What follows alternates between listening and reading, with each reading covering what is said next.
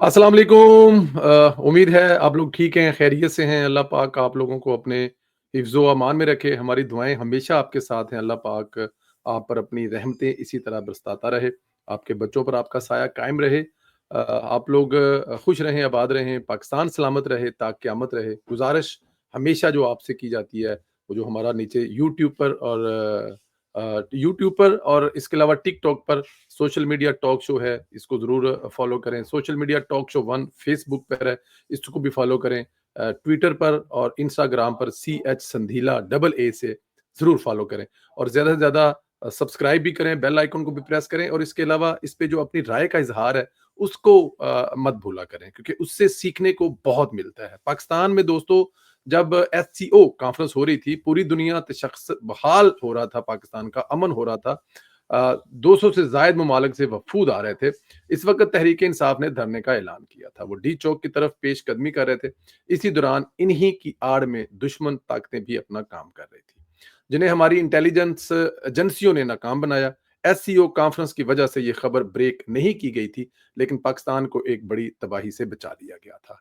अब खबर आई है कि इंटेलिजेंस ने एससीओ कॉन्फ्रेंस के दौरान दहशतगर्दी का बड़ा मंसूबा नाकाम बनाते हुए अपनी पेशावराना सलाहियतों का लोहा मनवाया। एजेंसियों को 14 अक्टूबर को इस्लामाबाद में एक से जायद खुदकुश हमला आवरों की इतला मिली थी। एसओसी कॉन्फ्रेंस के दौरान सरीना चौक में एफसी की वर्दियों में मलबूस दहशतगर्दों ने हमला करने की प्लानिंग कर रखी थी।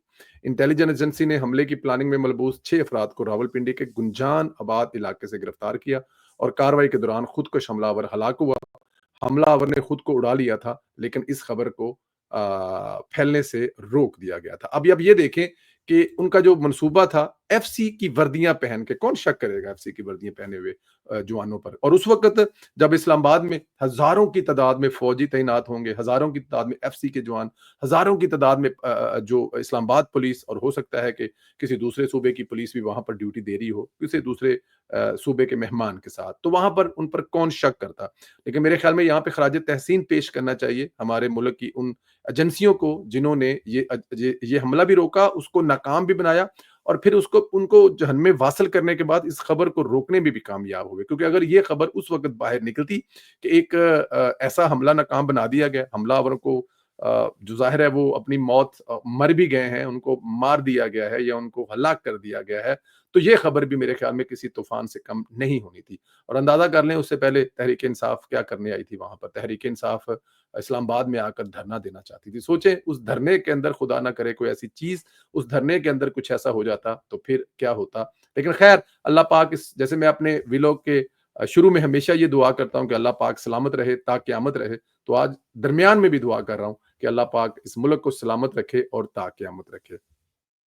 दोस्तों बात करते हैं पीटी के अंदर फैमिली सियासत। तो बुशरा बीबी ने आज फाइनल कॉल के हवाले से लोगों को पेशावर बुला लिया है। उन्हें हदायत देनी थी, लेकिन एक हैरान कुन चीज ये हुई कि बुशरा बीबी ने अलीमा खान के धड़े के लोगों को मदऊ नहीं किया। बुशरा बीबी ने अलीमा खान को भी नहीं बुलाया और पेशावर के जलास में अलीमा खान के तमाम हम ख्याल लोगों को शरीक नहीं थे। बुशरा बीबी ने आहिस्ता आहिस्ता अलीमा खान का पता साफ करना शुरू कर दिया है। बाकायदा तौर पर इसका आगाज हो चुका है। मुमकिन है ये लड़ाई अब खुलकर भी सामने आ जाए। दोस्तों बहुत देर से कह रहे थे कि ये असल लड़ाई जो है ना वो अभी होनी है। जो जिस छोटी-छोटी लड़ाइयाँ जो शुरू होती है ना उसमें कहते हैं जो असल मार्का है ना वो अभी होना है। वो पानीपत की लड़ाई तो आपको याद है ना जो पानीपत के मैदान में लड़ी गई थी। तो वो जो पानीपत की लड़ाई है ना पीटीआई में वो भी लड़ी जानी थी। अब ये लड़ाई जो है ना तो वज़ीर-ए-आज़म बनने की है, ना वज़ीर-ए-आला बनने की है, ना इस पार्टी में कुछ ओहदे के लिए।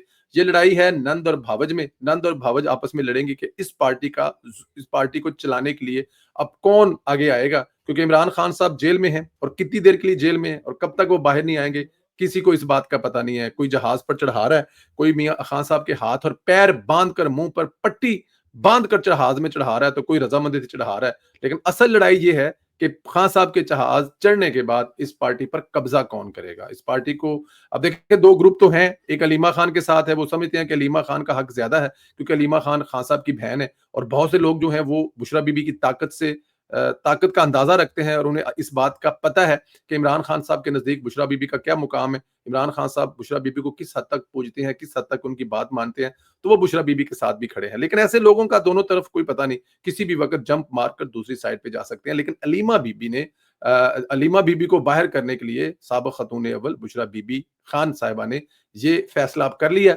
और अब वो खुलकर सामने आ रही हैं। हमने जब वो जेल से बाहर आई थी तो तभी बताया था कि ये एक डील के नतीजे में आई हैं और ये डील होने जा रही है, जिस डील के नतीजे में जो पार्टी आपकी है उसको हैंडओवर करेंगी, उस पार्टी को वो चलाएँगी और उस पार्टी से इमरान खान के लोगों को भी आउट करेंगी और इमरान खान की बहन को आउट करना तो ज़ाहिर है उसका पहला काम है ना, वो तो बड़ी पुरानी लड़ाई लड़ी जा रही है। खैर इमरान खान की बहनों पर भी तो एक इल्ज़ाम लगता है ना, बहनों ने भाई का घर बसने नहीं दिया। लेकिन पहले वाली दोनों, एक गोरी थी वो बेचारी अपना सामान चली गई, दूसरी रेहाम खान साहिबा थी, वो भी गैरत वाली थी, अपने पल्ले से 1 साल उस घर में रहकर खाने के बाद जब उसने देखा कि मतलब किस बंदे के पल्ले बंध गई हूँ, तो वो भी चली गई। लेकिन बुशरा बीबी तो किसी और टारगेट पे आई हैं। खैर इमरान खान को ट्रायल कोर्ट ने सज़ाएँ सुनाई, हाई कोर्ट से वो सज़ाएँ खत्म हो रही हैं। अब हाई कोर्ट की जानिब से सज़ाएँ खत्म किए जाने पर इमरान खान ने अपना नया बयानिया बना लिया है। इमरान खान ने आज जेल से इसी की बुनियाद पर मुतालबा कर दिया है कि जिन जजों ने मुझे सज़ाएँ सुनाई हैं, वो फौरी तौर पर इस्तीफ़ा दे दें। यही मुतालबा इमरान खान की जानिब से धरनों में भी किया जाएगा। इमरान खान ने चेयरमैन नैब रिटायर्ड जनरल नज़ीर भट्ट का भी इस्तीफ़ा मांगा है, जिसकी बुनियादी वजह हाई कोर्ट की जानिब से सज़ाएँ खत्म करना है।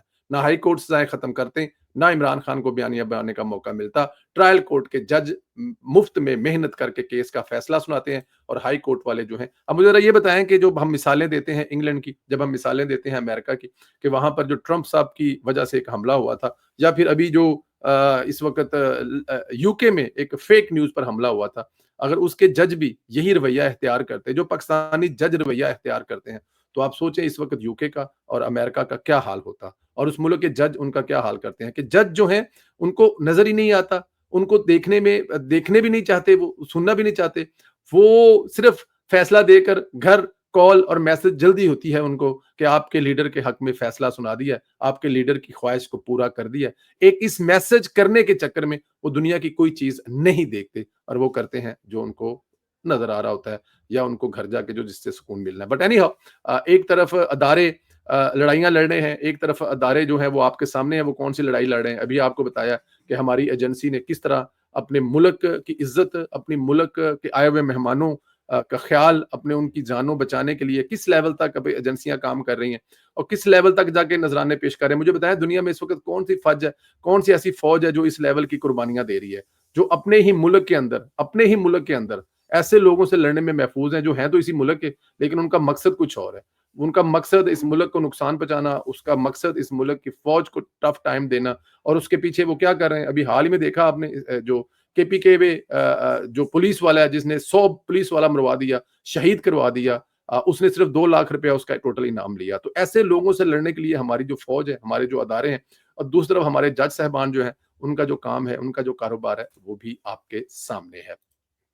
दोस्तों आर्मी चीफ हाफिज सैयद आसम मनीर ने अहम तरीन इशारे दिए हैं। उन्होंने इस्लामाबाद में मारगला डायलॉग से खिताब किया। उन्होंने कहा कि हालिया बरसों में दुनिया को कई चैलेंजेस का सामना है, जिनमें गलत और गुमराह कुन मालूमात तेजी से फैलाव एक अहम चैलेंज है। आलमी सतह पर मईशत, फवाज और टेक्नोलॉजी में बेइंतहा तब्दीलियां रूनुमा हो रही हैं। उन्होंने कहा कि टेक्नोलॉजी ने जहां मालूमात के फैलाव में अहम किरदार अदा किया, वहां गुमराह कुन और गलत मालूमात का फैलाव एक अहम चैलेंज है।